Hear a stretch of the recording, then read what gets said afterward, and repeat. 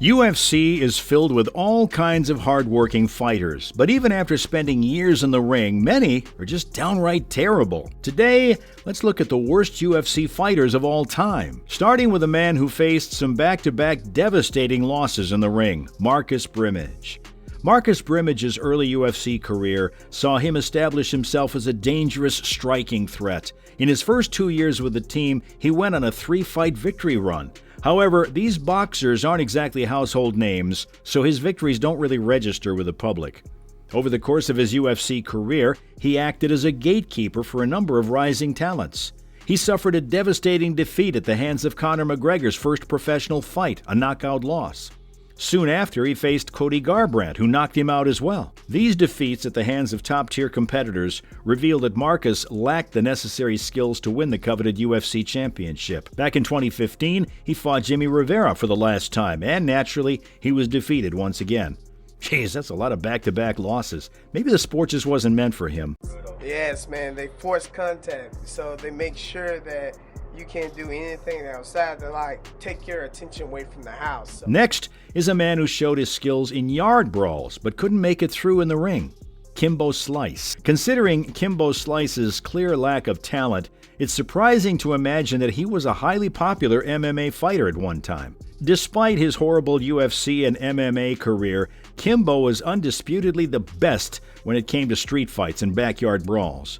Kimbo presented as a very skilled and well-trained striker in these backyard fights. Everyone thought he had a shot at making it as a professional boxer when he made headlines and gained a large fan base. As a first step, Kimbo competed in and lost to future UFC superstar Roy Nelson on the reality program The Ultimate Fighter. After that, he won his following 3 matches easily. However, the majority of the challengers were either beyond their prime or just average. The terrible fights between Ken Shamrock and Dada 5000 should not be mentioned either. Yet, street combat calls for courage and training. Kimbo Slice showed that he had both those qualities and that the level of skill required in a professional is a lot greater. And so, naturally, he never really made it through. Kimbo has been a one-man show in mixed martial arts ever since he made the switch, with nothing but a mountain of publicity to back him up.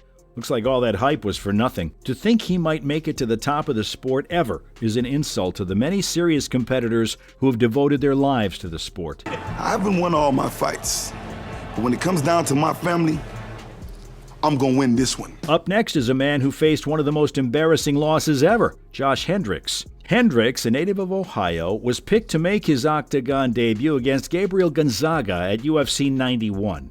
However, as the dust cleared on his knockout defeat, it was evident that Hendricks wasn't cut out for the UFC. After all, it was a pretty embarrassing knockout. For those of you who remember, it was a 61-second blitz that remains the shortest victory of Napao's career.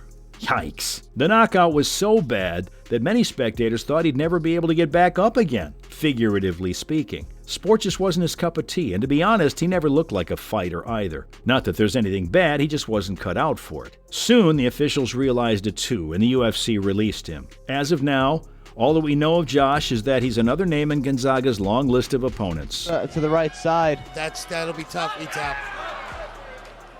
That is it. This main event is over. Next, the man with more losses than wins, Charlie Brenneman. The odds have always been against Charlie Brenneman, and if we know something from watching him fight, is that it's impossible for Charlie Brenneman to win in the Ultimate Fighting Championship. The 33-year-old fighter who was removed from the promotion in 2012 has since won 4 consecutive matches on the open circuit, 3 of them by submission. But do you see the stats here? 4 matches in that many years? Yep, now let that sink in. In spite of his impressive comeback, the Spaniard was knocked out in both of his return fights, highlighting the obvious gaps in his game. Perhaps it's not a lack of natural ability, but it's definitely a lack of experience in battle. As things stand, Brenneman has lost 5 of his previous 6 promotional fights, regardless of weight class. And so once again, it clearly shows that he just can't do it. Brenneman is a very good mixed martial artist, but he's an excellent wrestler. Benil hasn't been here. I've been in the octagon against the biggest, strongest guys at welterweight. Maybe he's the next lightweight champ. We don't know that. I know what it takes. I'm going to go into the fight assuming that he's in for a treat, and I'm going to take it to him. Up next is someone not just bad at UFC, but keeping with the law as well. Joe Sun. Joe Sun, with a career record of 0-4, is among the worst mixed martial artists and UFC fighters in history. In addition, he even committed other acts of criminality and went to prison.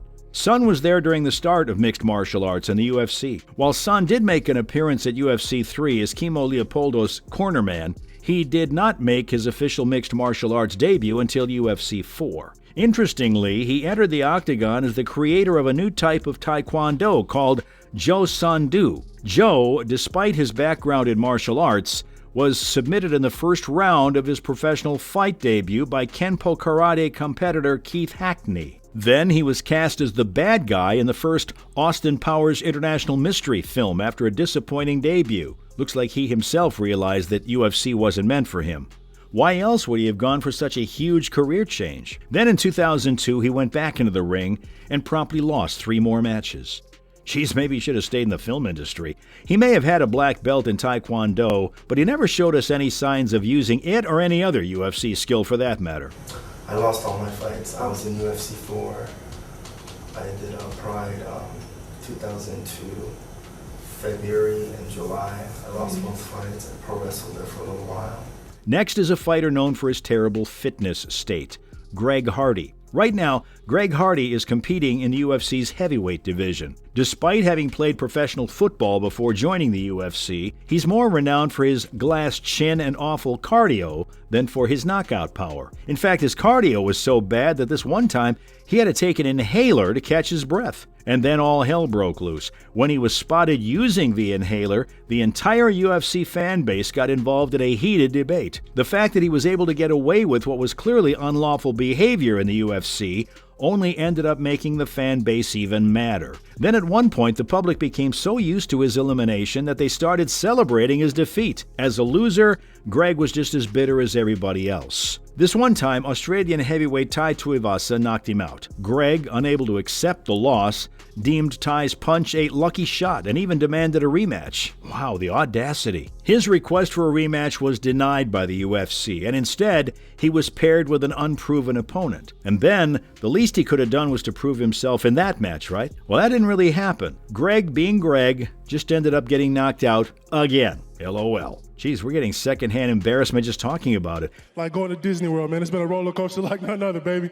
Only next appropriate stop is the Joe Rogan Show. All right, let's do it. Yeah. Well, congratulations to you, sir.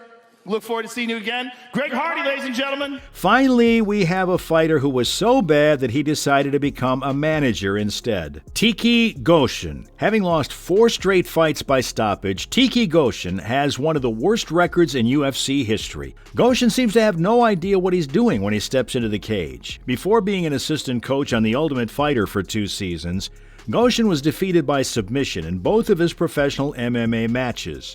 He returned to be knocked out by Robbie Lawler, was fired again, and then left again. And then finally, Chris Lyle knocked him out for good on his last comeback. And those were the worst UFC fighters of all time. Smaller than this.